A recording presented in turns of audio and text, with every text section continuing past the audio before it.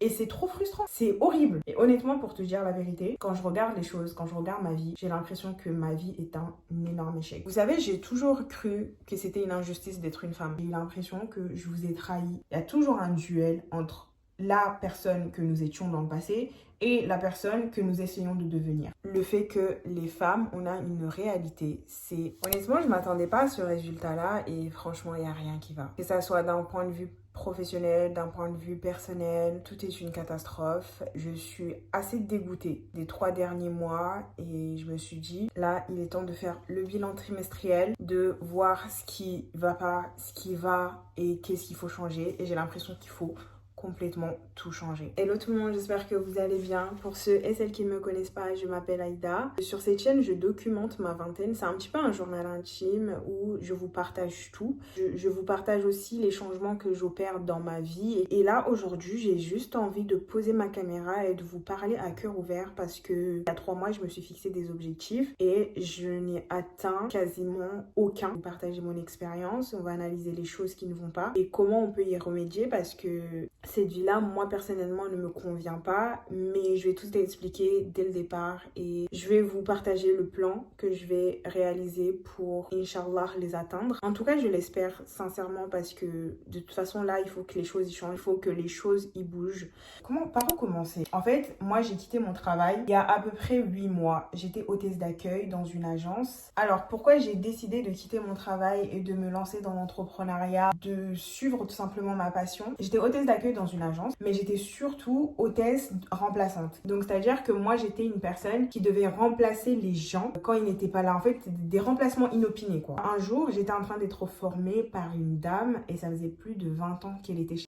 Et en fait, je la voyais dessiner sur sa tablette et tout. Je disais, ah, mais c'est trop bien ce que vous faites. Elle a dit, oui, je suis en train de me lancer dans la vente de mes peintures parce qu'elle faisait de la peinture. Et du coup, je lui ai demandé, mais comment ça se fait que ce soit que maintenant que tu te lances et tout? Et c'est là qu'elle m'a dit, honnêtement, j'ai donné 20 ans de ma vie à cette entreprise et j'ai laissé mes rêves dormir. Et c'est maintenant que je me rends compte qu'il fallait que je me batte pour eux et que je les poursuive, tu vois. J'ai eu un énorme déclic. Et c'est là que je me suis dit, je vais démissionner. Certes, je suis assez confortable là-dedans. Je sais que mon salaire il va tomber à la fin et que voilà, je fais mes petits projets à côté, mais en fait le problème et le piège quand tu es dans un truc comme ça, c'est que tes projets ils passent toujours en secondaire parce que tu as le confort et la stabilité de l'argent et du coup bah tu ne te donnes pas autant à fond que si tu étais complètement en train de travailler sur ton projet. Durant ces 7 dernières années, j'ai eu l'impression de courir partout et en même temps d'aller nulle part. Et c'est tellement frustrant, c'est tellement horrible parce que je suis pas quelqu'un qui reste sans rien faire. C'est-à-dire que je suis pas quelqu'un qui a peur de lancer les choses, pas quelqu'un qui a... Même quand j'ai peur, j'y vais, tu vois. C'est juste que mon problème à moi a toujours été la constance. Je ne sais pas être constante. Je ne sais pas garder sur le long terme quelque chose. J'ai l'impression d'être un hamster. Je commence un projet, je l'avance jusqu'à un certain terme, j'abandonne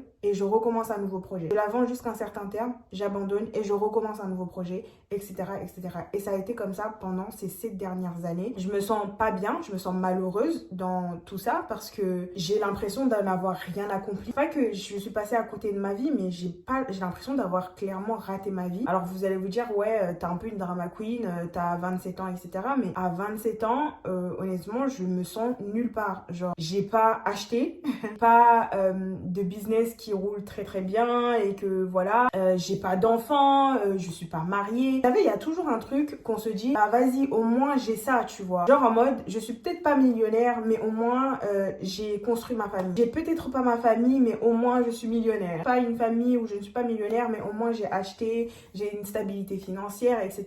Et en fait, moi, j'ai l'impression que je n'ai rien de tout ça.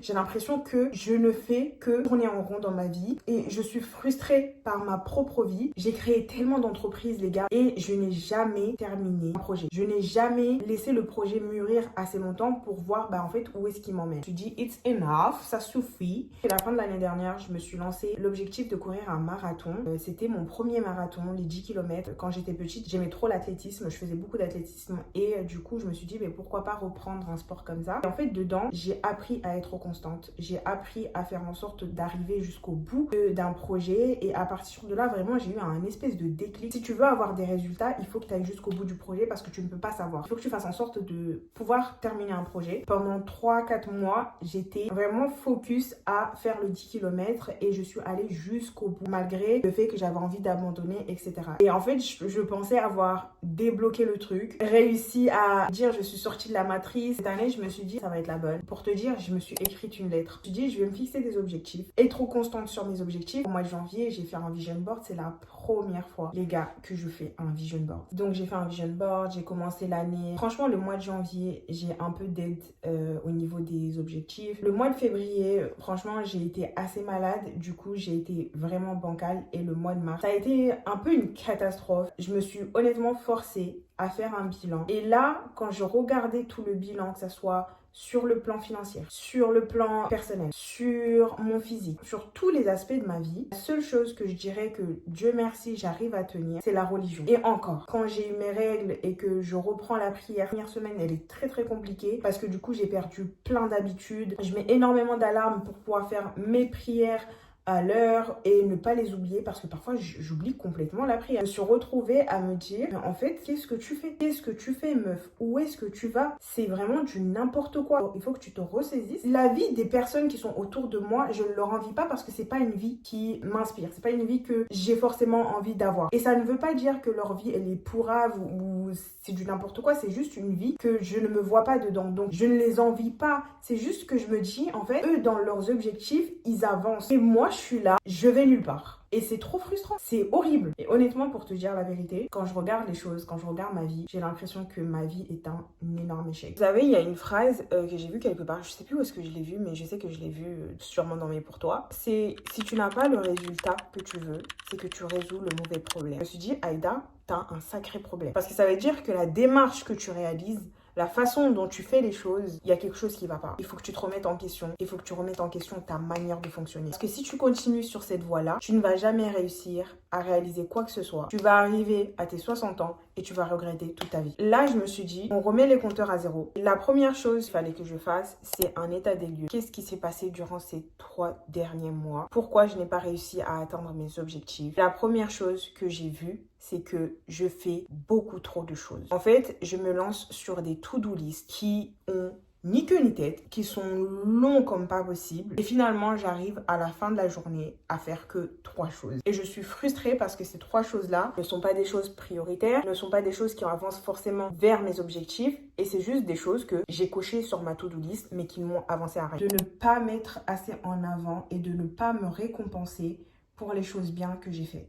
Notre cerveau a tendance à plus retenir les mauvaises choses que les bonnes choses. Ce qui fait qu'il est important d'écrire les bonnes choses qu'on a réalisées et il est important de se récompenser. J'ai besoin d'avoir une récompense rapide pour pouvoir me dire que ouais je suis sur le bon chemin et ouais je suis en train de faire des bonnes choses. Je suis comme ça, vous pouvez me juger ou pas, mais moi je suis comme ça. J'ai besoin d'avoir des récompenses à chaque fois. Je fais quelque chose de bien et en fait ce que j'ai remarqué c'est que je ne le fais pas. Alors que dès plus jeune, moi j'adorais le sport. Pas parce que je me dépassais. Ce que j'aimais dans le fait de faire de l'athlétisme, c'est d'avoir des médailles. Point final. C'était pas ma passion ni quoi que ce soit, mais j'aimais le concept de à la fin d'un effort avoir une médaille. Et je me suis dit, Aïda, tu fonctionnes comme ça. À partir de maintenant, chaque semaine, je vais me récompenser de quelque chose. C'est de ne pas avoir fait des objectifs assez mesurables et précis. En fait, j'avais fait des objectifs mesurables pour YouTube, sortir 4 vidéos par mois, tu vois. Mais j'étais pas assez précise. Dans ces 4 vidéos, quand est-ce que je les tourne? Quand est-ce que je les monte?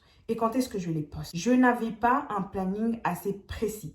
Ce qui fait que j'arrivais le samedi soir et je me disais, bah merde, je sais pas qu'est-ce que je vais poster demain.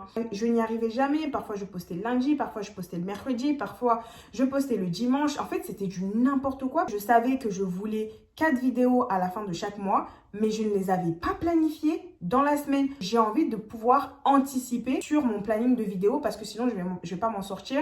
J'ai une marque à gérer, tu vois, les filles, il faut ça aussi que je prenne en compte. J'y apporte une certaine légèreté au fait de gérer une marque alors que ça prend énormément de temps. Et YouTube aussi, ça prend énormément de temps de devenir ma vision. En fait, le problème avec moi, c'est que j'ai un objectif, je vais essayer de l'atteindre et c'est tout. Je m'explique. Devenir la personne qui fait ce genre de choses et pas juste atteindre les objectifs. Et ça là, je vais même pas rigoler avec ça. Et en plus, il y a pas longtemps, j'ai mis sur Instagram pour devenir elle, tu dois agir comme elle. Vraiment, les choses que je vous dis, c'est des choses que je me dis à moi-même, tu vois.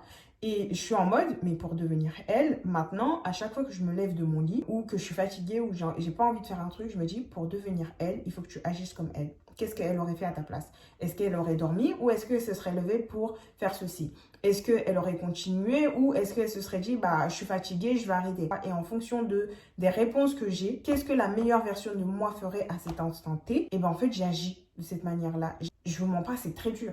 C'est très, très, très dur parce qu'il y a toujours un duel entre la personne que nous étions dans le passé et la personne que nous essayons de devenir. Donc moi, je suis dans ce duel-là et mentalement, c'est très compliqué parce que du coup, je dois constamment, H24, me battre avec cette moi du passé qui veut rester comme elle est, mais qui ne me convient pas, et la moi du futur qui veut changer et qui veut m'offrir la vie que j'ai envie d'avoir, mais qui est difficile à mettre en place. Il y a un truc aussi que je voudrais changer, c'est mettre en place des systèmes. Ça, c'est quelque chose que j'ai fait pendant le mois de Ramadan. C'est par exemple, au lieu de me dire, je vais faire la prière, je vais faire ma morning routine, je vais faire du sport, mon anglais après. En fait, je crée des blocs. Et en fait, ma morning routine, elle contient la prière, l'anglais, le fait de lire le Coran. Du coup, ça me crée un bloc le matin que je me dis, pendant 1 heure, en fait, je fais déjà ça et ça a déjà enlevé une bonne partie de mes objectifs. Et du coup, c'est ce genre de système que j'aimerais mettre beaucoup plus en place et faire en sorte d'harmoniser ma journée et de créer des blocs par bloc. Et il y a un truc que je faisais assez souvent aussi, c'est de me décourager au lieu de réajuster. Que par exemple, je me suis pas levée pour le fajr. En fait, pour moi, ça veut dire que ma journée, elle est catastrophique. Il y a rien qui va,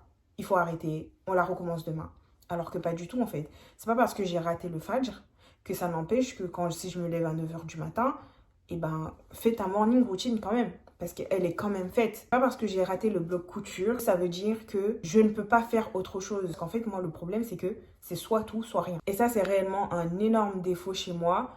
Parce qu'il faut que ça change. Vous savez, j'ai toujours cru que c'était une injustice d'être une femme. Je me suis toujours dit, si j'étais un homme, j'aurais fait plein de choses. Le fait que les femmes, on a une réalité. C'est nos hormones qui jouent sur notre humeur, sur notre façon de faire les choses, etc., etc., nos sentiments. Et moi, je suis quelqu'un de ultra ambitieuse. J'aime les grands défis, mais j'ai un handicap. Pour moi, c'est un handicap. Vous pouvez le prendre comme vous voulez. C'est d'être une femme. Je ne voulais pas regarder les contraintes d'être une femme. Je mettais un masque. Je me disais, mais non, mais vas-y, c'est pas grave, c'est pas parce que tu as tes règles que tu dois travailler moins. À force de vouloir ignorer qui je suis tombée dans une dépression et je ne savais absolument pas que c'était en lien avec mon cycle. Je ne comprenais absolument pas pourquoi parfois je me sens ultra fatiguée par rapport à d'autres fois, pourquoi il y a certaines fois je suis ultra excitée par mon projet et d'autres je me dis, mais c'est de la merde, j'ai envie de tout abandonner, etc. Et en fait, depuis que j'ai découvert l'application Flow, vraiment, ça a changé littéralement ma vie. Incroyable cette application. Si tu es une femme et que tu es ambitieuse, je te conseille clairement cette application. Parce que cette application va énormément t'aider à comprendre ton cycle et à comprendre à quel moment tu as plus d'énergie que d'autres. Du coup, j'ai décidé de 1, d'accepter que je sois une femme, de 2, d'accepter que je fonctionne en fonction d'un cycle. Du coup, en fonction de mon cycle hormonal, il y a des choses que je vais faire beaucoup plus que d'autres. Et j'avoue que cette vidéo, je voulais pas la faire parce que j'avais trop honte, parce que je me suis dit, ouais, les filles, elles comptent trop sur moi. J'ai eu l'impression que je vous ai trahi, tu vois. Et après, je me suis dit, justement, Aïda, t'es pas là pour être parfaite. Parce qu'en fait, ça n'existe pas à la perfection. J'avais besoin d'avoir cette conversation avec vous. J'avais besoin de vous parler à cœur ouvert. En fait, c'est difficile. J'avais envie de vous partager du coup le bilan de ces 3 derniers mois. Dis-moi toi comment toi tu les as ressentis, si toi aussi t'étais dans cette optique-là de tout déchirer et d'atteindre tes objectifs et finalement ça s'est pas aussi bien passé que tu ne le pensais. Ou si plutôt au contraire, tu as réussi, etc. Honnêtement, je vais pas te mentir, je suis soulagée de t'avoir parlé. Parce que dans ce parcours de devenir la meilleure version de soi-même, c'est parfois compliqué. Quand je vois des personnes que j'estime qui sont la meilleure version de eux-mêmes, qui ont réussi dans plein de choses, je me dis, mais purée, mais je suis ultra admiratif. Parce que j'estime que c'est des badass. C'est des femmes qui ont réussi à construire des empires. Alors que déjà... On va dire, elles partent avec un handicap, le fait d'être une femme, de jongler avec ses hormones, de jongler avec des enfants. Et moi, je suis en mode, putain, genre, je suis vraiment une grosse parce que je n'arrive à rien faire alors que je n'ai pas d'enfant, je n'ai pas de mari, je n'ai pas de foyer à entretenir ni quoi que ce soit et je suis là, tu vois. C'est pour ça que je me dis aussi, mais Aïda, genre c'est aussi une bénédiction et c'est aussi une manière que Dieu te montre que tu peux le faire, tu peux réussir parce que t'as pas autant d'obstacles que d'autres femmes qui ont réussi et qui avaient énormément d'obstacles, tu vois. Voilà mon bilan des 3 premiers mois. Je te laisse me dire toi comment ça s'est passé et comment tu ressens les choses. Je te dis bah du coup à dimanche prochain. T'es vraiment une OG si tu es jusqu'à là. Mais sache que j'ai décidé de documenter ma vie pendant les 3 prochains mois. Vraiment, ça va être vraiment du vlog. Bah, que dans 3 mois, je puisse voir, avoir une traçabilité des changements. Je te dis à dimanche prochain et je te fais des gros bisous.